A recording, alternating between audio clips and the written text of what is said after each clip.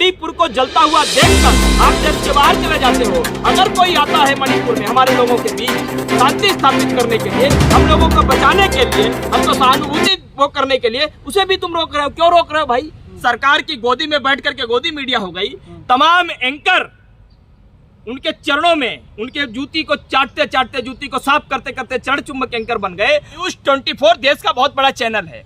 उसने एक सर्वे किया था जिसमें गृह मंत्री अमित शाह ने एक सवाल पूछा था कि 2024 में प्रधानमंत्री कौन होना चाहिए, राहुल गांधी या नरेंद्र मोदी।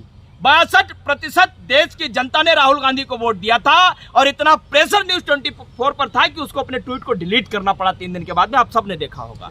मणिपुर पहुंचे और उन्हें रोक दिया गया, तो सबसे पहले तो यही शुरुआत, क्या दिखाना चाह रहे हैं वहां जाके वो? देखिए, इस देश का जो जननायक है, जो अपनी जनता से प्यार करता है, लोगों से मोहब्बत करता है और लोगों में मोहब्बत का संदेश देने के लिए वो एक छोर से दूसरे छोर तक पैदल भी चलता है, लाखों लोगों से मिलता है।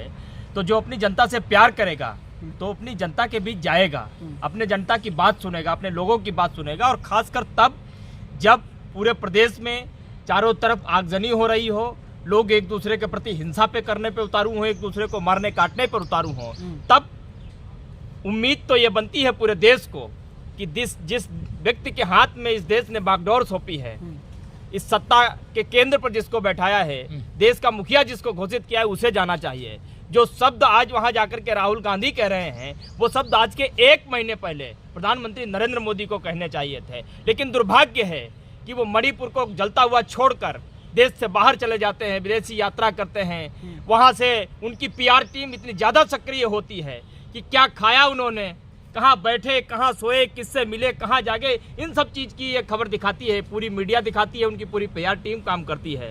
लेकिन राहुल गांधी, जब उनको लगा कि जिनके हाथ में इस देश ने अपनी उम्मीद की डोर सौंपी थी, आज वो उम्मीद नाउम्मीद हो रही है, तब वो मणिपुर की उम्मीद बनकर के वहां गए और जाकर के लोगों से मिल रहे हैं, वहां के बच्चों से मिल रहे हैं, ज्यादा खाली है इसलिए वहां के बच्चों से मिल रहे हैं, काम कर रहे हैं, वहां के बच्चों से मिल रहे हैं, महिलाओं से मिल रहे हैं। और आप देखिए कि उनको वहां जाने से भी रोका जा रहा है, क्योंकि आज मणिपुर को अगर किसी चीज की जरूरत, हेलीकॉप्टर से जाओ, भावना नहीं आत होंगी, भड़केगा नहीं मामला। बिल्कुल सही कह रहे हैं आप। सुनिए, आज अगर मणिपुर को किसी चीज की जरूरत है तो शांति की जरूरत है, हिंसा की जरूरत नहीं है।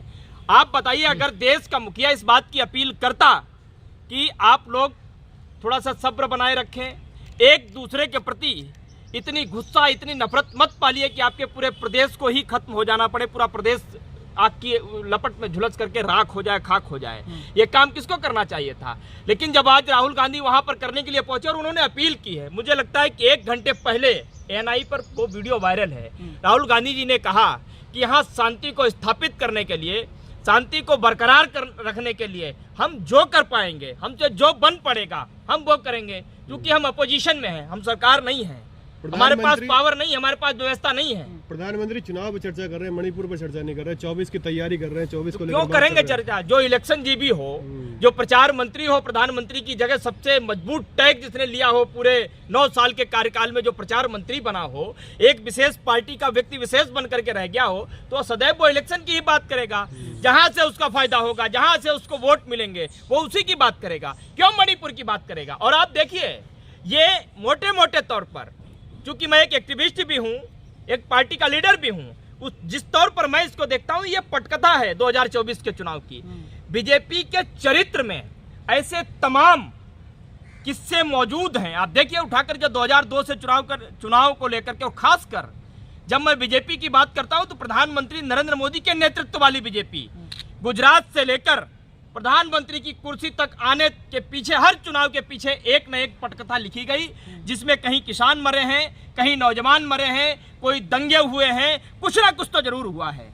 और मणिपुर भी जब आज इस तरीके से आग की लपटों में लगातार झुलस रहा है, दूधू करके जल रहा है, उस समय देश का कोई भी प्रधानमंत्री हो, कितना भी गिरा हुआ प्रधानमंत्री हो, कितना भी असंवेदनहीन प्रधानमंत्री हो, लेकिन अपने देश को छोड़ करके कभी वो बाहर नहीं जाएगा, अपने लोगों के बीच रहेगा। और तब तक तो कम से कम रहेगा जब तक वहां शांति स्थापित नहीं हो जाती। लेकिन एक तरफ मणिपुर जल रहा है, दूसरी तरफ फ्लाइट पर बैठकर प्रधानमंत्री यहां से बाहर के लिए उड़ रहे हैं, तो ये 2 रूप प्रधानमंत्री के, जो आज तक जनता से छुपे हुए थे, आज वो खुल करके सामने आ रहे हैं। और ये जनता को ये बिल्कुल पता लग रहा है कि प्रधानमंत्री नरेंद्र मोदी सिर्फ और सिर्फ देश के प्रधानमंत्री इसलिए बने थे ताकि वो भारतीय जनता पार्टी में रह करके भारतीय जनता पार्टी के लिए प्रचार मंत्री का रोल बहुत तरीके से बहुत बेहतरीन ढंग से निभा पाए। और इसलिए पूछ रहे थे जेपी नड्डा से, आते ही पूछ रहे थे क्या चल रहा है भारत में। अच्छा, तो प्रधानमंत्री जब बाहर जाते हैं, बाहर आकर के ये बात पूछते हैं, और कोई और बाहर जाता है,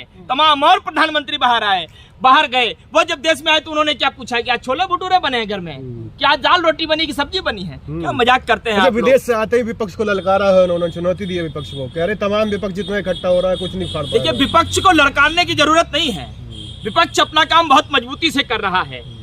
अगर किसी को ललकारने की जरूरत है तो आप ललकारिए तमाम उन लोगों को जिनकी वजह से मणिपुर में हिंसा हो रही है।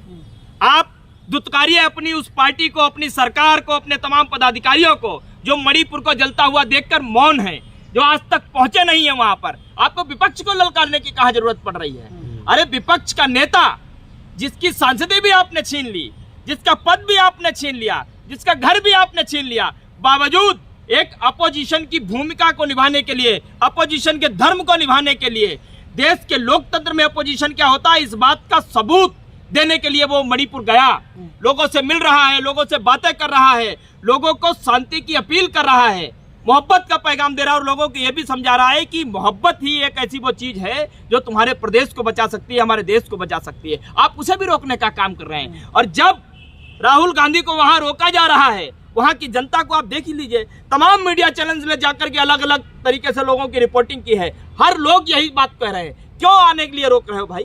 आप खुद नहीं आना चाहते, किसी को भेजना नहीं चाहते, हमारी मदद नहीं करना चाहते, मणिपुर को जलता हुआ देखकर आप देश के बाहर चले जाते हो। अगर कोई आता है मणिपुर में हमारे लोगों के बीच शांति स्थापित करने के लिए, हम लोगों को बचाने के लिए, हमको सहानुभूति वो करने के लिए, उसे भी तुम रोक रहे हो। क्यों रोक रहे हो भाई? बताइए क्यों रोक रहे हो आप? राहुल गांधी कोई गुनाह करने गए हैं क्या वहाँ? राहुल गांधी को जनता के बीच नहीं जाना चाहिए क्या? PR भी चाहिए अब उन्हें। अच्छा, तो प्रधानमंत्री जब अभी कुछ समय पहले गए थे, प्रधानमंत्री जहां जाते हैं TRP के लिए जाते हैं। देश में, जिस देश में लोकतंत्र होता है, उस लोकतंत्र में चाहे कोई अपोजिशन का नेता हो या फिर कोई समाज सेवी हो, उसका काम क्या होता है? बताइए क्या काम होता है उसका? जनमानस के लिए काम होता है। तो वही तो राहुल गांधी करने के लिए गए हैं। और आप सब मीडिया बंधु हो, पत्रकार बंधु हो, आप सब पत्रकार बंधु हो, अपने अपने मीडिया चैनल्स को लेकर के मणिपुर को कवर करने के लिए गए हो या जाते हो, तो क्या आप अपनी मीडिया की TRP बढ़ाने के लिए जाते हो? आप सब्सक्राइबर बढ़ाने के लिए जाते हो? व्यूअरशिप आपकी बढ़ जाए इसलिए जाते हो आप? आपकी ये नैतिक जिम्मेदारी बनती है, आपकी नैतिक जिम्मेदारी बनती है कि जिस देश में आप रहते हो और जिस देश ने आपको ये कैमरा पकड़ने और माइक से सवाल पूछने की आपको ताकत दी, हिम्मत दी, उस देश की आवाज को उठाने के लिए, उस देश के हक और हुक की आवाज को उठाने के लिए आपका नैतिक धर्म नहीं बनता है, जिम्मेदारी नहीं बनती है। और उस जिम्मेदारी को पूरा करने के लिए यदि कोई पत्रकार वहां पहुंचा है, कोई अपोजिशन का लीडर वहां पहुंचा है, तो किस बात की दिक्कत हो रही है आपको? नहीं, वो व्यवस्था बना रहे हैं ना, बातचीत तो चली रही है ना। कौन सी बात? 1 महीने से ज्यादा हो गया भाई, 1 महीने से ज्यादा, सैकड़ों से ज्यादा लोग मर गए, कितने लोग घर से बेघर हो गए। आप देखिए राहुल गांधी जिनसे मिल रहे हैं, आप देखिए पर्दों के बीच में लोग बैठे हुए हैं। मेन स्ट्रीम मीडिया भी नहीं दिखा रही ढंग से। अरे मेन स्ट्रीम मीडिया का तो चरित्र ही दोहन, उसका चरित्र दोहन हो गया। वो तो इस सरकार की गोदी में बैठ करके गोदी मीडिया हो गई। तमाम एंकर उनके चरणों में, उनके जूती को चाटते चाटते, जूती को साफ करते करते चरण चुम्बक एंकर बन गए। और जिनका जमीर इस हद तक बिक गया और जिन्होंने आवाज उठाते उठाते उठाते उठाते सारी पराकाष्ठाएं पड़ गई, तो लोगों ने बीजेपी के चरणों में अलग से काम करना शुरू कर दिया। आपने देखा होगा, आप देखिए, अलग से काम करना शुरू कर दिया। तो तमाम वो लोग जिनको इस देश की आवाज को उठाना चाहिए था, देश में मणिपुर के लिए शांति की अपील करनी चाहिए थी, लेकिन नहीं की। आज वो प्रधानमंत्री कहाँ गए हैं ये दिखा रहे हैं, क्या खाया है ये दिखा रहे हैं, कहाँ उठे ये दिखा रहे हैं, कब पानी पिया ये दिखा रहे हैं, कब सोए ये दिखा रहे हैं, कब जाग रहे हैं ये दिखा रहे हैं, लेकिन मणिपुर उनको नहीं दिखाई दे रहा। ठीक उसी तरीके से जैसे किसान उनको नहीं दिखे थे, जैसे पहलवान उनको नहीं दिखे थे, जैसे नौजवान उनको नहीं दिखे थे, जैसे पत्रकार उनको, तमाम छोटे तबके के लोग जो पत्रकार अपनी जान जोखिम में डाल करके भाई कवर करते हैं, वो दिखाई नहीं देते। सिर्फ उनको वो दिखाई देता है जो प्रधानमंत्री के लिए अच्छा हो, प्रधानमंत्री के लिए बेस्ट हो। हर वो झूठ भी उनको सच दिखाई देता है जो प्रधानमंत्री के लिए अच्छा हो। 24 को लेकर क्या कहेंगे? तो अब मोदी जी ने ऐलान कर दिया कि तमाम विपक्ष जो है मोदी के डंडा, जो CBI ED का डंडा है, उसकी वजह से एकत्रित हो रहा है। देखिए, वो ED पुरुष हैं, CBI पुरुष हैं, तो वो इसी तरीके की बात करेंगे। 2024 में वही होगा जो कर्नाटक में हुआ, 2024 में वही होगा जो हिमाचल प्रदेश में हुआ। और एक चीज आप समझ लीजिए कि पहले जो चुनाव हुए, अब जो चुनाव होने वाला है उसमें जमीन आसमान का अंतर है। 2024 का चुनाव लोकतंत्र को बचाने का चुनाव है, 2024 का चुनाव संविधान को बचाने का चुनाव है, 2024 का चुनाव इस देश की जनता की आवाज उठती रहे, कानून तरीके से काम करता रहे, उसके हक और हुक की आवाज को दबाया नहीं जाए, इसलिए यह चुनाव देश का चुनाव है, देश की आत्मा को बचाने का चुनाव है। और 2024 में इसमें कोई दो राय नहीं है, 2024 में राहुल गांधी के सामने नरेंद्र मोदी दूर दूर तक कहीं दिखाई नहीं दे रहे। उसका उदाहरण सबसे बड़ा मैं आपको देता हूं फैक्ट के साथ। न्यूज 24 देश का बहुत बड़ा चैनल है, उसने एक सर्वे किया था जिसमें गृह मंत्री अमित शाह ने एक सवाल पूछा था कि 2024 में प्रधानमंत्री कौन होना चाहिए, राहुल गांधी या नरेंद्र मोदी। 62% देश की जनता ने राहुल गांधी को वोट दिया था और इतना प्रेशर न्यूज 24 पर था कि उसको अपने ट्वीट को डिलीट करना पड़ा 3 दिन के बाद में। आप सबने देखा होगा।